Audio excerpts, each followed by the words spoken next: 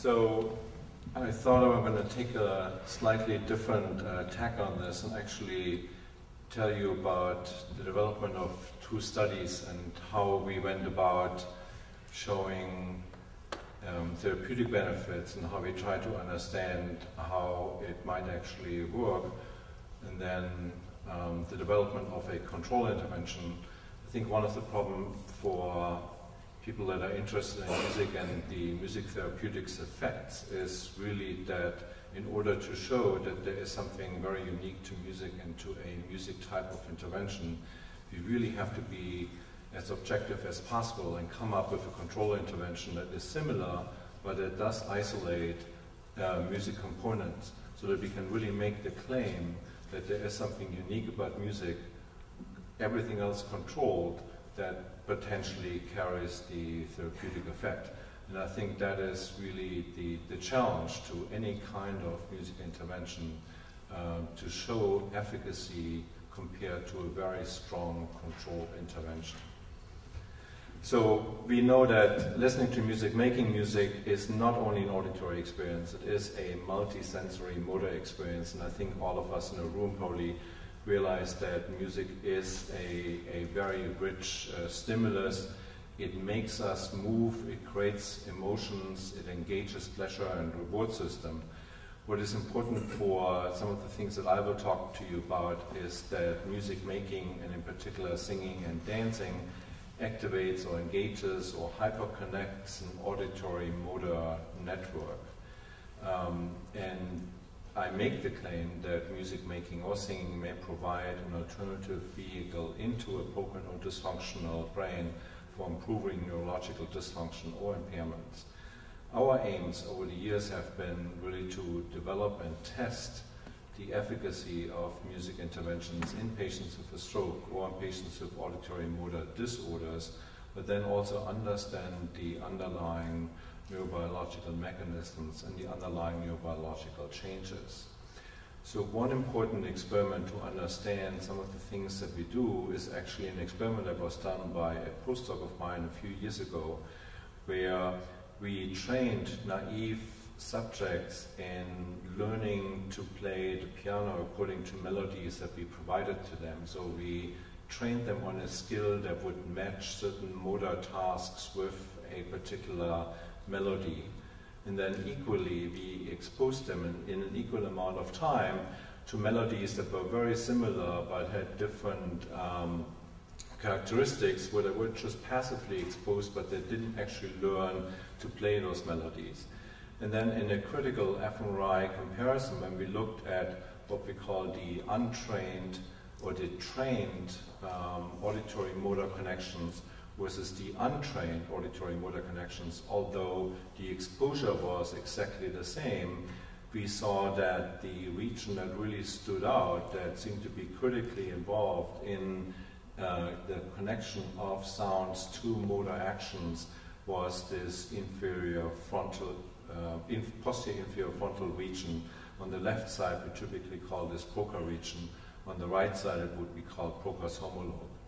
So we make the claim, and that would be important to understand some of the next slides, that this region is critically important in mapping sounds to actions, and those could be different kinds of actions, not just hand actions, but articulatory actions as well. But clearly the hand is a facilitator of this mapping.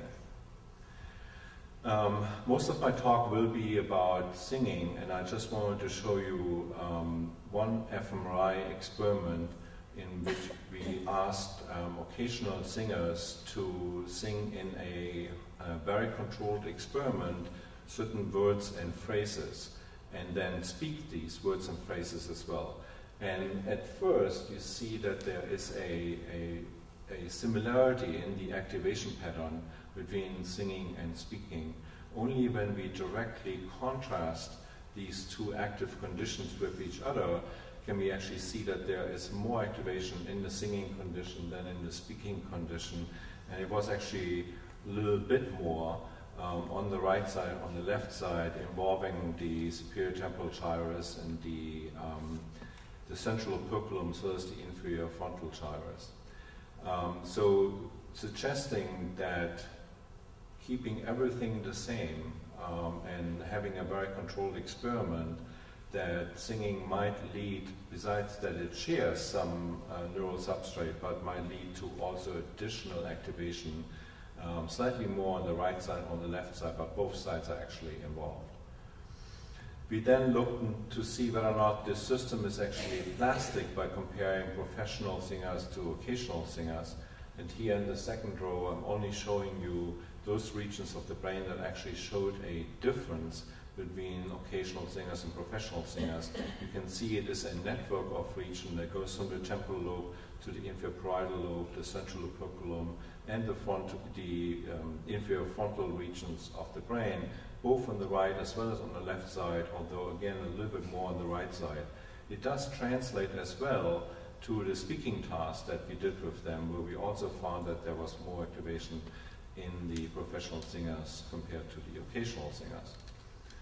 So what we concluded from this experiment, and certainly what is known in the literature, that there is one particular structure of the brain which we call the arcuate fasciculus, that plays a critical role in connecting sounds to motor actions or sounds to sound motor mapping, and is involved in the feed-forward and the feedback control of this interaction. We know that this particular structure in the brain, the arcuate fasciculus, has direct and indirect components. That is important for some aspects of the research. However, what is important is that the system already shows through our lifetime some form of plastic changes. Although we are born with a rather symmetric arcuate fasciculus, over time the left hemisphere actually develops a much more complex structure than the right hemisphere. But most important for understanding some of the next slides is that the right hemisphere does have a rudimentary system, so that if there is a destruction on the left hemisphere, the right hemisphere could potentially take over some of the functions that the left hemisphere has. We can explore this particular system in various ways, although I'm not going to go into detail, but you could potentially test the causality or the contribution of various of these regions by, for example, making a temporary lesion or a temporary dysfunction using non-invasive brain stimulation. You could also interfere with the auditory input and basically giving a subject wrong information about what they have produced to actually see whether or not the system can adapt to this. I don't have enough time to get into this. So I wanted to talk to you about how can we use this as a therapeutic potential. And as some of the previous speakers have already alluded to, there are actually relatively few diseases, disorders in the neuropsychiatric field where music has reached maybe the level of efficacy, but maybe not really as strong efficacy as we typically would require. I think probably the strongest level of efficacy is with regard to rhythmic auditory stimulation in Parkinson patients. But again, here the problem is that nobody has really shown that there are really long-lasting effects in this. And then, of course, we have a neurodegenerative disorder. The disorder itself will get worse over time. There is an observation that is always very interesting to see, that singing improves stuttering. However, exactly how this happens in the brain is not quite clear.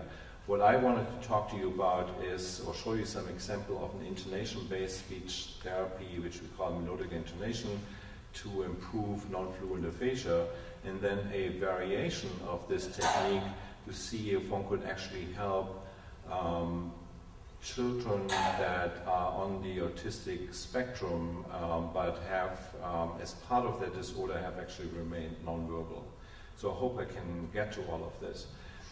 So a bedside observation that one can potentially make when one has a stroke patient that has a left hemisphere stroke and a complete destruction of the left arcuate fasciculus is that this patient cannot speak or cannot string words together into a meaningful context, but that person can be tricked into making words and phrases by using a singing mode. typically at the bedside that can be tested with using well-known songs, but it can also be tested by just coming up with words and phrases that one would ask the patient to say in a spoken or in a sung mode. So if one is lucky, then one hears the following. Happy birthday to you. Can you say that again? Say that again. Yes. Okay. Can you sing it now? Yes. Happy Birthday to you. Happy birthday to you. Happy birthday, dear Dolly. Happy birthday to you. Oh, and oh. And oh. So that patient on command can't really produce any obvious spontaneous language. However, he can be coaxed into expressing his needs, or in this particular case, singing a song, if one provides him a melody. That melody doesn't really have to be a known melody, it would work basically with anything one would compose. Or the beauty about melodic intonation therapy is that it actually uses an extremely simple form of intonation that only uses two different forms of pitches. Now, why does this patient talk at all? Because we know that the trocar region on the left side is completely destroyed. There is no archiofasciculus that is functioning anymore. So the only way that this patient really can have any kind of vocal output is through the right hemisphere. Otherwise it wouldn't work. So the right hemisphere has the ability to do vocal output, assuming that comprehension is still intact. And our task is really to find out ways to facilitate this process on the right hemisphere. That has been a claim that has been made through melodic intonation therapy. I can't show you here right now exactly how the therapy works, but for the time being you have to believe me that it works. What we see in the brain is that when we take patients through this intense treatment and test words and phrases that we had them use before therapy and then also after therapy, we actually see more activation on the right side of the brain, and in particular in regions that are of critical importance for this sound-to-motor mapping. Most importantly, connections between the hearing and the doing regions in the brain, or the hearing and the speech motor regions in the brain, actually increase as well.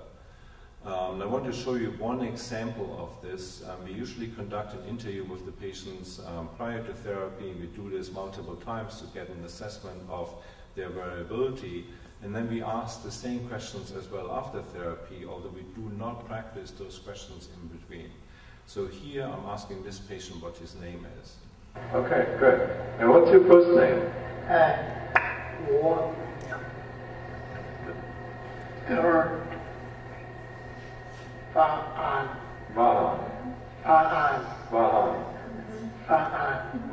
What's your last name?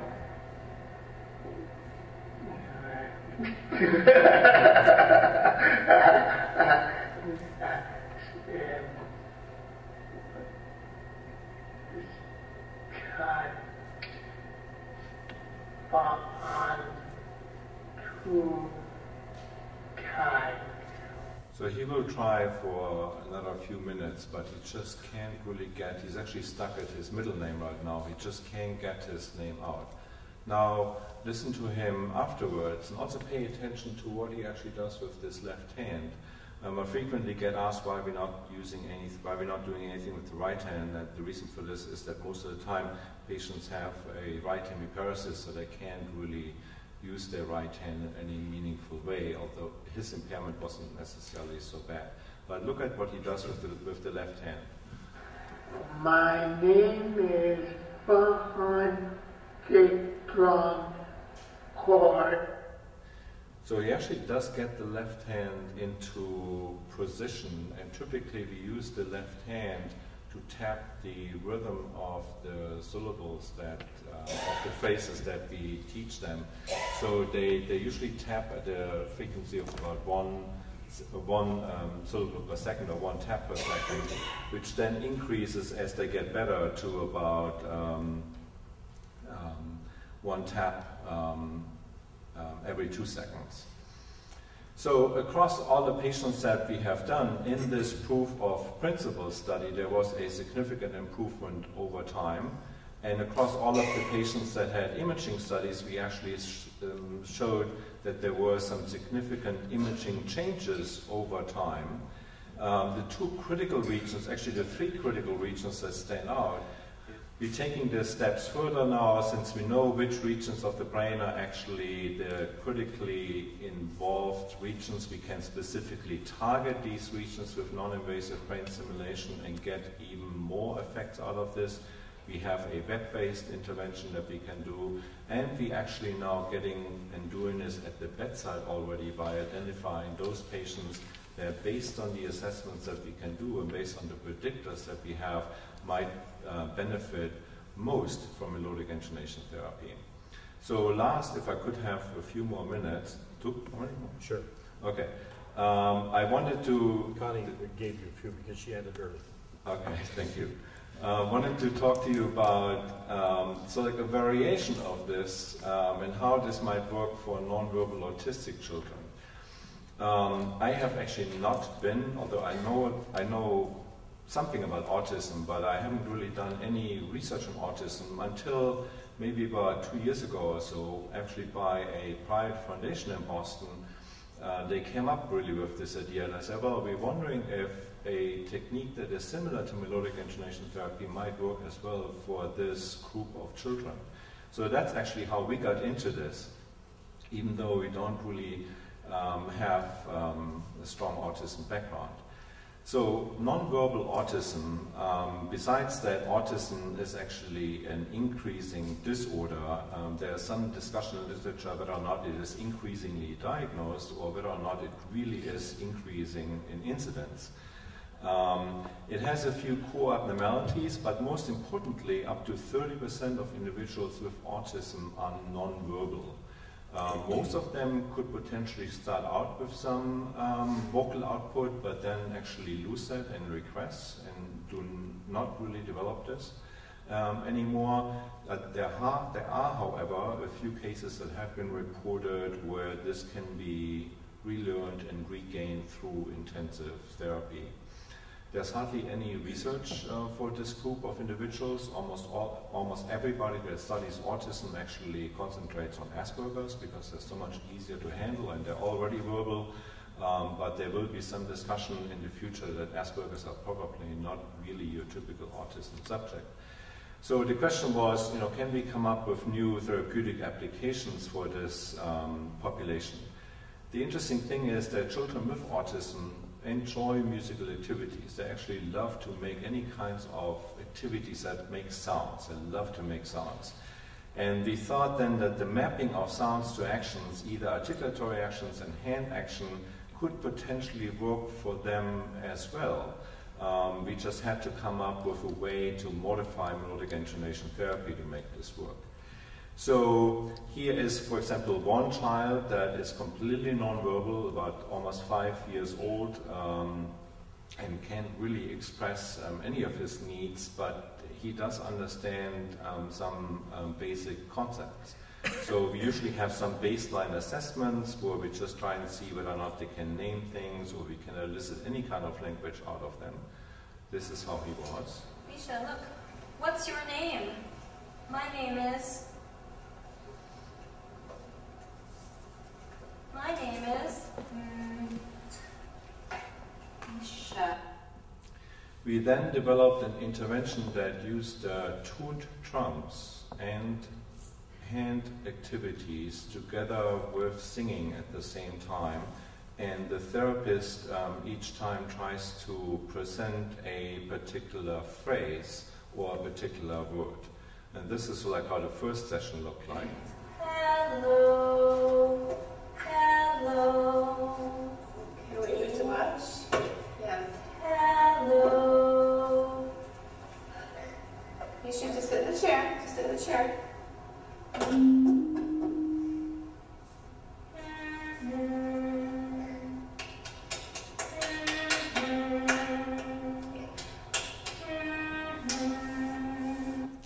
We couldn't get anything out out of him for the first 10 sessions. We were almost ready to give up. And then after the 10th session, we finally coaxed him into making some sounds, and this is how it sounded. It's time for...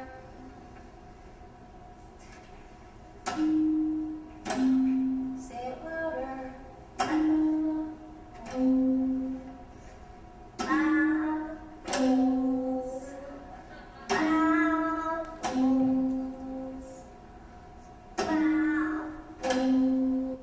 They all love to say bubbles, so that's one of the first words that we use. So to just make sure that this is not just one subject, I just wanted to show you a few other ones, which are all pretty severely affected. So here's one other child. What's that mean? Saying more, or we tried to say him more, please. Yeah. Watch. More, please. Now you sing it. That's where you have to use your mouth and make a sound. More. You do it. Please. And here he is 8 weeks later, about 40 sessions of treatment. More. Good. One more time. We ask for more, please. And we get this with various phrases.